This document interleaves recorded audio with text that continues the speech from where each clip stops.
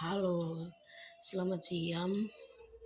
Pada siang hari ini saya memperkenalkan diri. Nama saya Nela Iyai, NIM 8599233375. Prodi PGSD Salut Nagire Universitas Terbuka Jayapura.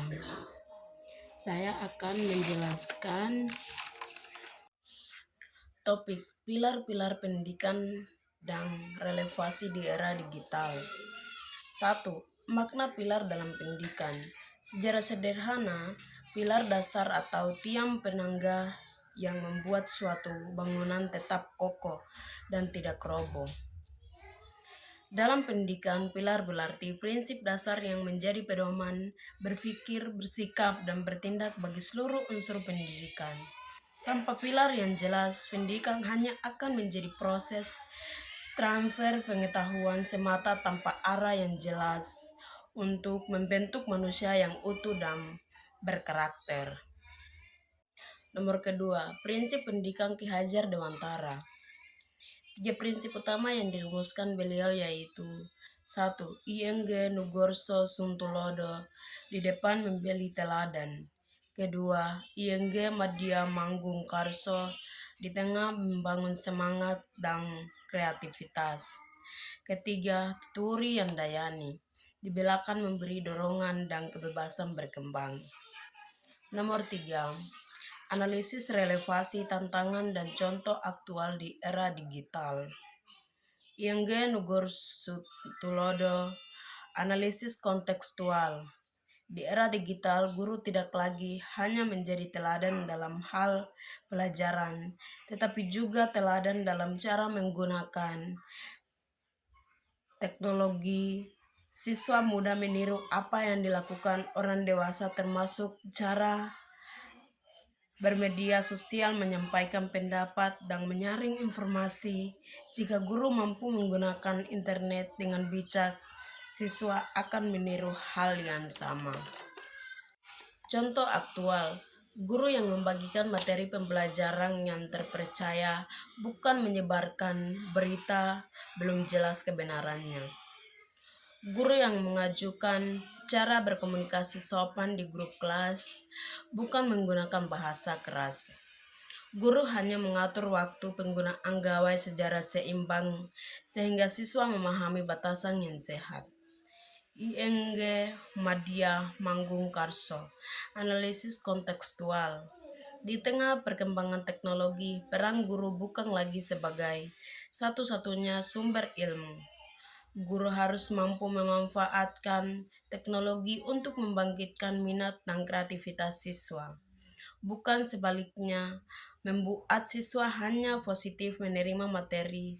Teknologi harusnya menjadi jembatan untuk mengembangkan potensi, bukan hanya alat menyalin tugas. Contoh aktual, guru meminta siswa membuat video presentasi tentang lingkungan sekitar menggunakan ponsel, bukan hanya menyalin teks dari internet. Kedua, guru mengajak siswa berdiskusi secara aktif di kelas daring, mengajukan pertanyaan dan bertukar pendapat. Ketiga, guru menggunakan aplikasi pembelajaran integratif yang membuat siswa tertarik untuk mempelajari lebih dalam. Tantangan yang dihadapi. 1. Banyak siswa hanya mencari jawaban instan di internet tanpa berusaha memahami. Siswa tergoda bermain game untuk membuat konten lain saat pembelajaran daring berlangsung. 2. Tidak semua guru memiliki keterampilan yang cukup untuk menggunakan teknologi secara kreatif. Tuturi Yandayani, analisis berkontekstual. Di era informasi yang melimpah, siswa memiliki akses ke berbagai sumber ilmu.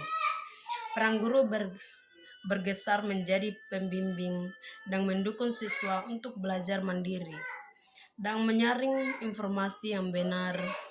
Guru tidak perlu mengatur setiap langkah siswa, tetapi tetap pada untuk membantu saat siswa menghadapi kesulitan. Contoh aktual, Contoh aktual, guru memberikan daftar sumber belajar terpercaya, lalu membiarkan siswa memiliki topik yang berminat untuk dikembangkan. Kedua, guru membimbing siswa membedakan berita asli dan hoaks, mengajarkan cara mengecek kebenaran informasi. Guru memberikan kebesaran siswa menyusun laporan dengan gaya sendiri, tetapi memenuhi tujuan pembelajaran. Tantangan yang dihadapi, sulit membantu aktivitas siswa secara penuh saat belajar secara daring.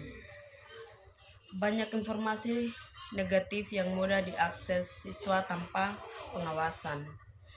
3. Siswa sering bingung memilih informasi yang tepat karena terlalu banyak pilihan. Nomor 4. Refleksi. Pilar pendidikan Ki Hajar Dewantara tetap relevan dan menjadi solusi utama untuk masalah pendidikan nasional. Saat ini teknologi adalah alat, bukan tujuan. Masalah seperti menurunnya karakter, rendahnya literasi digital, dan ketergantungan pada gawai tidak dapat diselesaikan hanya dengan teknologi semata. Dengan teladan baik, pembelajaran yang membangkitkan semangat dan bimbing yang mendorong kemandirian, kita dapat memanfaatkan era digital secara positif. Pendidikan yang berlandaskan nilai luhur akan mencetak generasi yang cerdas sejarah ilmu, pengetahuan dan teknologi, tetapi tetap kuat dalam karakter dan jati diri bangsa. Demikian pemaparan singkat saya mengenai pilar-pilar pendidikan dan relevansinya di era digital. Semoga materi ini dapat menjadi bahan renungan bersama. Kurang lebihnya mohon maaf. Selamat siang. Terima kasih. Sekian dan terima kasih.